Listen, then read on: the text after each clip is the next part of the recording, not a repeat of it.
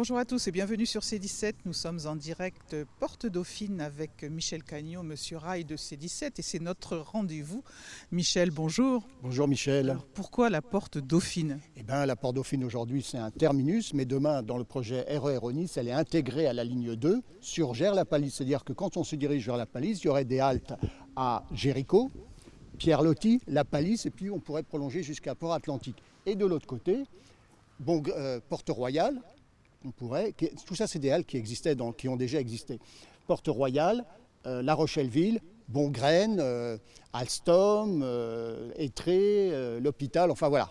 Et puis sur Gers. Vous avez rencontré dernièrement Renaud Lagrave, vice-président des transports de la Nouvelle-Aquitaine pour la mobilité. Alors effectivement, c'était un très bon rendez-vous. D'abord, à aucun moment il m'a dit que nous étions à côté de la plaque avec ce projet. Il aurait pu couper court en disant non bon arrêtez, rentrez chez vous, couchez-vous, voilà. Pas du tout. On a vu qu'il y a une convergence de vues avec la région qui veut vraiment développer ces RER. Alors ces RER, il y en a pour l'instant deux qui sont en route, en marche. C'est celui de Bordeaux et celui basque-hollandais. Mais Renaud Lagrave dit que même si on est un peu en retard pour la loi SERM, des services express régionaux métropolitains, la région, elle appuiera des projets comme à La Rochelle, autour de Limoges, tout ça. Donc ça montre qu'ils ne sont pas dépendants de la loi SERM. Du reste, la région Nouvelle-Aquitaine dit qu'ils avaient longtemps avant cette loi déjà pensé la problématique des RER. Alors il entend faire des feuilles de route avec ceux qui payent, donc c'est-à-dire c'est pas nous, hein, mais c'est-à-dire des feuilles de route à court terme, moyen terme et long terme. Il est évident que le RER au Nice s'inscrit dans le long terme. Alors quand je dis ceux qui payent, mais après il consultera les associations. Il est à noter qu'il a déjà reçu beaucoup de matières d'associations, de la nôtre mais aussi d'autres, comme la UTC 85, c'est-à-dire l'association des joailliers de transport de la Vendée. Par contre, il est prudent sur les échéances. Quand je lui dis la gare de Maran alors, c'est pour quand?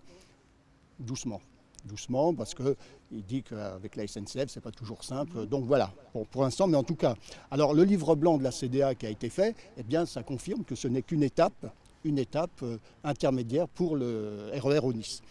Alors je regarde si j'ai rien oublié. Non, donc voilà, donc c'était un très bon, ça nous redonne du moral, oui. Et ça permet aussi de continuer.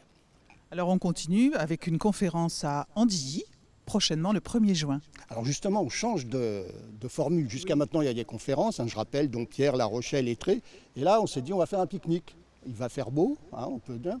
Donc, face au café de la gare d'Andilly, puisque la gare d'Andilly, elle n'existe plus, donc on organise un pique-nique à partir de 11h30, le samedi 1er juin, avec différentes prises de parole. Et on espère là aussi que vous viendrez nombreux, parce que, encore une fois, je note à ce propos que un mauvais point pour les Marandais, parce qu'au jour d'aujourd'hui, il n'y a pas un adhérent d'Altro qui soit Marandais. C'est-à-dire on se bat beaucoup et on aime beaucoup Maran, hein, on le dit toujours. Hein, on adore Maran. On adore Maran, mais les Marandais, pour l'instant, Altro et l'OASO, ils ne connaissent pas. Donc voilà. Et pour terminer, j'aimerais remercier l'Hebdo Charente Maritime, Hebdo 17, qui a fait un excellent article sur le RER au Nice. Hein. Donc c'est paru le 2 mai dernier, sous la plume de Clément Vidal, et merci à lui, parce qu'effectivement, voilà. Donc bref, grâce à la région, on continue vent debout. Merci Michel, et puis on se dit à bientôt, bien sûr. À bientôt, bien sûr, avant l'inauguration. À bientôt sur C17 et toujours en direct.